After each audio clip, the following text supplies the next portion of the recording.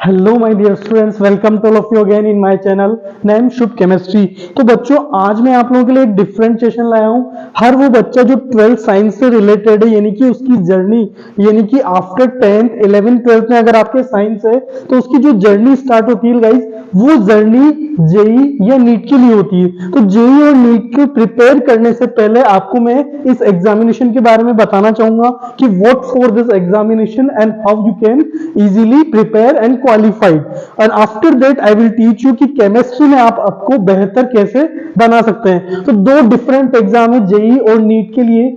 Obviously जिनके math subject होता है वो जेई के लिए, और जिनके बायोलॉजी सब्जेक्ट होता है वो नीट के लिए अपीयर होते हैं। अब दोनों ही एग्जाम के बारे में मैं आपको डिस्कस करता हूं, but before you like share and subscribe my channel, so let me start. सबसे पहले मैं आपको एग्जाम के बारे में बताना चाहूंगा कि जो जेई ऑब्वियसली मैथ्स वाले स्टूडेंट्स के लिए एग्जाम होता है, जो कि ज्वाइंट एंट्रेंस एग्जाम के नाम से फेमस है, शॉर्ट में इसे जेई बोला है। इसी तरह एनईईटी यानी नीट को बोला जाता है नेशनल एलिजिबिलिटी एंट्रेंस टेस्ट, है ना। तो यहाँ पर ये ऐसे टेस्ट अपीयर होता है। अच्छा, दोनों ही एग्जाम कौन कंडक्ट करवाती है guys? National test agency, India की एक नेशनल एजेंसी है जो कि बहुत सारे एग्जाम कंडक्ट कराती है, वही जेई और नीट के एग्जाम कंडक्ट कराती है। तो आज मैं आपको पूरे गाइडेंस देने वाला हूं, क्या पेपर का पैटर्न रहता है, कैसे मार्किंग होती है और कैसे इसमें आस्किंग ऑफ नेचर पूछा जाता है। तो नेक्स्ट हम बात करते हैं कि सबसे पहले जेई मेंस, है ना, जेई के, है ना, बिफोर पहले क्या होता था उसके बारे में बात करके कोई फायदा भी नहीं है। प्रेजेंट टाइम पे जेई मेंस और जेई एडवांस दो पेपर होते हैं। मैथ्स के वालों के रिगार्डिंग में सबसे पहले बात करना चाहूंगा। तो सबसे पहले हमारे जो मार्किंग आता है वो कि तीनों सब्जेक्ट रहते हैं पीसीएम, है ना। मैं इसको यहाँ पर थोड़ा सा क्लियर दिखता हूँ कि फिजिक्स, केमिस्ट्री और मैथ, हमारे पास तीनों सब्जेक्ट होते हैं, है ना।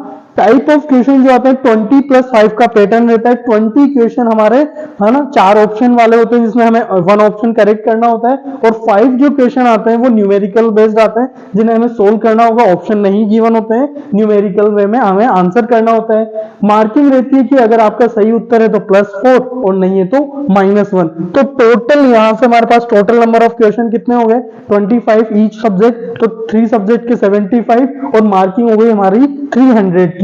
अच्छा, टाइमिंग कितना दिया जाता है? 3 आवर इसके लिए दिए जाते हैं, और ये जो है हर ईयर या तो जनवरी में या अप्रैल में 2 अटेम्प्ट में देना होता है। या तो आप जनवरी अटेम्प्ट में दें या फिर अप्रैल में। इस बार जो एग्जाम होने वाला है 24 का, वो होने वाला है 22 जनवरी 2024 में।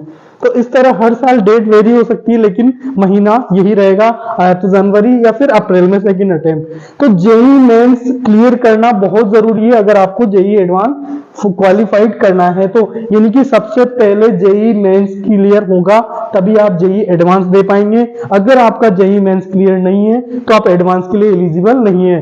अब मान लो जेई मेंस हमारा क्लियर होता है तो जेई एडवांस में क्या होंगे? 2 पेपर लिए जाते हैं और दोनों ही कंपलसरी होते हैं।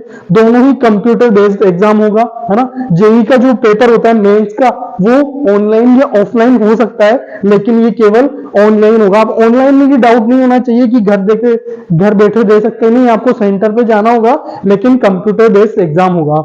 अच्छा, पेपर 1 पेपर 2 अगर जेई मेंस क्लियर होता है तो हमारे पास फिर से हमें 2 पेपर देने होंगे। यहाँ पर थोड़ा सा एडवांस के क्वेश्चन पूछे जाते हैं। नंबर ऑफ क्वेश्चन इस तरह मैंने लिखे हैं कि सिंगल चॉइस के 6 क्वेश्चन होते हैं। मार्किंग या तो +3 या 0 रहता है, सही करने पर +3 और कोई नेगेटिव मार्किंग नहीं रहेगी। इसी तरह मल्टीपल टाइप के क्वेश्चन होते हैं जिसमें मोर देन 1 आंसर करेक्ट होते हैं, वो 6 क्वेश्चन आते हैं। अब यहाँ पर मार्किंग जो होता है वो थोड़ा सा सेपरेट कर दिए। अगर आपने चारों जो मल्टीपल चॉइस है तीनों के ऑप्शन सही है तो सही लगाया तो 3, अगर एक भी कम लगाया यानी कि 3 सही थे, आपने 2 ही लगाए, तो हो सकता है 1 नंबर कट कर लें, यानी 3 नंबर आप पाएंगे। इसी तरह 2 नंबर या 1 नंबर। अच्छा, यहाँ 0 है तो इसका मतलब ये नहीं है यहाँ नेगेटिव नहीं है, यहाँ की नेगेटिव यहाँ जो ऐड कर दिए कि अगर गलत होने पर आपके मार्किंग कितने होंगे? -2। तो थोड़ा सा डिफिकल्ट लेवल बढ़ा दिया है। इसी तरह न्यूमेरिकल वाले 6 क्वेश्चन आएंगे जिनमें मार्किंग +4 और -1 रहेगा। तो ईच सब्जेक्ट के हमारे लिए 18 क्वेश्चन होंगे और टोटल मार्क्स कितने हो गए? 60। तो 60 ऑफ ईच मार्क्स टोटल हमारे कितने नंबर का पेपर हो जाएगा गाइस? ये 180 मार्क्स का हमारा पूरा पेपर होता है, पेपर 1 एंड पेपर 2। इसी तरह पेपर 2 भी होगा, पहले पेपर 1 लिया जाएगा एंड आफ्टर पेपर 2। दोनों ही पेपर कंपलसरी है अगर आप जेई मेंस क्लियर कर पाए तो। आई होप चीजें क्लियर होगी। अगली बात करते हैं नीट के लिए। 12th साइंस के वो स्टूडेंट जो कि बायोलॉजी स्ट्रीम से रिलेटेड हैं, तो उन्हें भी फिजिक्स केमिस्ट्री के साथ साथ जूलॉजी और बॉटनी, ये दो सब्जेक्ट दोनों बायोलॉजी के ही पार्ट है, थोड़ा जूलॉजी पोर्शन और बॉटनी पोर्शन अलग कर दिया है। तो यहाँ पर एग्जाम का पैटर्न ये रहता है कि क्वेश्चन की जो है 35 क्वेश्चन प्लस 10 क्वेश्चन का, यानी टोटल 45 क्वेश्चन आते हैं ईच सब्जेक्ट के। मार्किंग जो रहता है 140 प्लस 40, यानी कि 35 क्वेश्चन का मार्किंग 140 रहेगा और 10 क्वेश्चन का मार्किंग 40 रहेगा, 40 है ना। टोटल हमारे पास जो क्वेश्चन होते हैं वो हो गए 200 क्वेश्चन, लेकिन आपको 180 कंपलसरी करने हैं या केवल 180 क्वेश्चन ही आपको करने हैं। थोड़ा सा ध्यान देना, टोटल मार्किंग हमारे पास कितनी हो गई 720, लेकिन यहाँ पर टाइमिंग कितना जाता है 3 और 20, यानी कि 20 मिनट एक्स्ट्रा दिए जाते हैं, यानी 3 घंटे और 20 मिनट। ये एग्जाम केवल और केवल ऑफलाइन बेस्ड होता है और मई जून के महीने में कंडक्ट होता है, साल में एक बार। तो ये चीज आपको याद होना बहुत जरूरी है किसी भी एग्जाम की प्रिपेयर करने से पहले। अगला बात करते हैं, अब मैं आपको देखो सब्जेक्ट वाइज गाइड करूं तो केमिस्ट्री के रिगार्डिंग आपको सबसे पहले प्रिपेयर करना है, तो आपको उसको सब्जेक्ट के नेचर को समझना होगा और फिर आपको नोट्स के ऊपर ध्यान देना होगा। तो देखो हर एक सब्जेक्ट को प्रिपेयर करना एक डिफरेंट तरह का टास्क है। उस सब्जेक्ट का नेचर सबसे पहले आपको समझना होगा। नेचर मतलब आपका जो सब्जेक्ट है क्या वो बहुत ज्यादा कंसेप्चुअल है या केवल लॉजिकल बेस्ड है या फिर केवल और केवल इंफॉर्मेटिव बेस्ड है। तो ये तीनों कैटेगरी है आपके नेचर को समझने के लिए, तभी आप केमिस्ट्री में अच्छा स्कोर कर सकते हैं।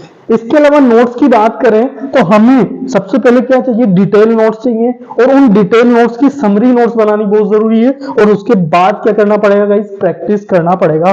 तो केमिस्ट्री का ओवरऑल में चार्ट मैंने आपके सामने एक्सप्लेन किया है। और याद रखिए आपका फिजिक्स चाहे मैथ्स या बायो कुछ भी पार्ट हो, केमिस्ट्री ही सबसे ज्यादा स्कोरिंग रहेगा, क्योंकि यहाँ पर बहुत सिंपल वे में क्वेश्चन सोल्व होते हैं और बहुत इजीली स्कोर किया जा सकता है। तो आगे बात करते हैं कि केमिस्ट्री में ऑब्वियसली 3 पोर्शन होते हैं हमारे, ऑर्गेनिक, इनऑर्गेनिक और फिजिकल। जैसा कि मैंने बताया कि नेचर जानते हैं, तो ऑर्गेनिक की बात करें तो इसमें आपको बेसिक चीज समझना बहुत ज्यादा जरूरी है और बेसिक को एडवांस लेवल तक ले जाना बहुत जरूरी है, तभी आप ऑर्गेनिक के अच्छे क्वेश्चन कर पाएंगे।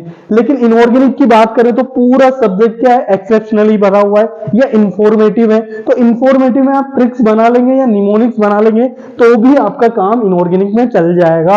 इसी तरह फिजिकल में गाइस क्या आता है, अल्टीमेटली फॉर्मूला और उनके क्वेश्चन प्रैक्टिस। तो ये तीनों पोर्शन मैंने आपको बताया कि तीनों का नेचर अलग है।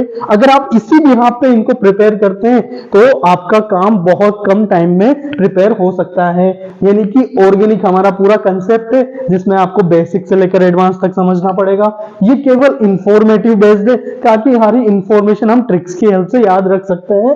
और फिजिकल पूरा पोर्शन कैसा है, न्यूमेरिकल, और न्यूमेरिकल सब्जेक्ट में आपको प्रैक्टिस की जरूरत होगी, यानी कि प्रैक्टिस यहां पे सबसे ज्यादा करनी है आपको।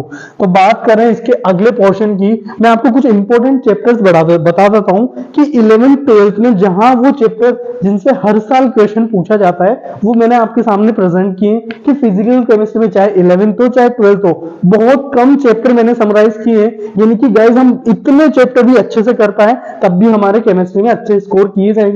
इसी तरह मैं आपको ऑर्गेनिक और इनऑर्गेनिक में भी बहुत कम, यानी 5 to 6 सोल्ट एनालिसिस केवल जेई के सिलेबस में है, नीट में नहीं है, इसलिए मैंने स्टार मार्किंग किया है। और इसी तरह ऑर्गेनिक के भी कुछ चैप्टर्स, अब आप फोकस करें, hardly 5 to 6 chapter each portion है, यानी कि आधा पोर्शन कम कर दिया मैंने आपका। 11th और 12th में मिला के एनसीईआरटी से बात करें तो टोटल 30 चैप्टर्स होते हैं और एडिशनल भी, लेकिन मैंने सिर्फ आपको 15 चैप्टर डिस्क्राइब किए हैं। अगर आप वो बेहतरीन तरीके से करते हैं तो विश्वास कीजिए आपका स्कोर अच्छा होगा। अब मैं टिप्स देता हूं, तो सबसे पहले हमें क्या करना चाहिए केमिस्ट्री में, साल भर हमें क्या बनाने पड़ेंगे, डिटेल नोट्स चाहिए। और ये डिटेल नोट्स खुद के चाहिए, किसी के बने हुए नहीं, क्योंकि जब खुद बनाते हैं तब हमें हमारी कमियां पता चलती है। इसके बाद जैसे अगर ये 400 पेज के हमारे डिटेल नोट्स बने हैं तो उसके 40 पेज के समरी नोट्स बन जाने चाहिए। ये खुद ही आएगा जब खुद बनाएंगे, ताकि हम एग्जाम टाइम पे केवल 40 पेज को 2 से 3 बार रिवाइज कर सकें। Is it? और सबसे लास्ट में हमारा जो आता है paper practice and analysis. Guys सबसे बड़ी दिक्कत आती है अगर आप पेपर को एनालिसिस नहीं करते हैं, यानी घर जाके उसे दोबारा सोल्व सॉल्व नहीं करते हैं, इट मीन उसका सॉल्यूशन मेंटेन नहीं करते, तो ये बहुत बड़ी प्रॉब्लम है। आपने पढ़ा लेकिन आपको कितना समझ आ रहा है, that is examine by test paper. तो एग्जाम में भी देने से पहले आप खुद को भी प्रैक्टिस करवाएं। इसी तरह ट्रिक्स आपको बनाना बहुत जरूरी है केमिस्ट्री में, क्योंकि ट्रिक से हमें क्या मिलती है, स्पीड मिलती है, और स्पीड के साथ क्या चाहिए हमें, accuracy. That is the all fundamental of this examination. तो आई होप आज की चीजें क्लियर होगी। इसी तरह मैं आपको स्टडी आवर प्लान के बारे में थोड़ा सा डिस्क्राइब करता हूं। अगर हमें फुल ईयर बनाना है तो फुल ईयर का डायग्राम इस तरह से दिया हुआ है, यानी कि स्टार्टिंग में आपको अपने आवर्स को केवल 4 आवर का शेड्यूल मेंटेन करना है। स्टार्टिंग 1 आवर आपके डेली नोट्स रहेगा जो भी आप क्लास में पढ़ते हैं, अदर में वर्क और होमवर्क, एंड सेकंड और पर्सनल प्रिपरेशन। मैंने आपको सब्जेक्ट वाइज भी गाइड कर दिया है। इस तरह आप क्या कर सकते हैं, 2 डेज पर सब्जेक्ट डिसाइड कर सकते हैं। तो इस तरह आपका फुल ईयर प्लान रहना चाहिए। और लास्ट मिनट स्ट्रेटेजी जरूर इस तरह की होगी कि आपको 3 आवर्स और 3 आवर्स मेंटेन करने हैं, फिजिक्स, केमिस्ट्री, मैथ या बायो हो। इसी तरह इंडिविजुअल चैप्टर की प्रिपरेशन करनी होगी। तो ध्यान रखना गाइस, जो फुल ईयर इस सब्जेक्ट को मेंटेन करेगा, इस तरह जीत उसी की होगी, क्योंकि जीत उसी की होती है जो अंतिम ठहाका लगाता है। तो आई होप आज की चीजें हेल्पफुल रही होगी। और सबसे लास्ट में ना, अपने कोटा के प्रिपरेशन से आपको बहुत बूस्ट करना चाहता हूं कि अगर हमारी सक्सेस और स्ट्रगल के बीच में ग्राफ बनाया जाए तो हमारा स्ट्रगल स्टार्ट होता है 0 पॉइंट से।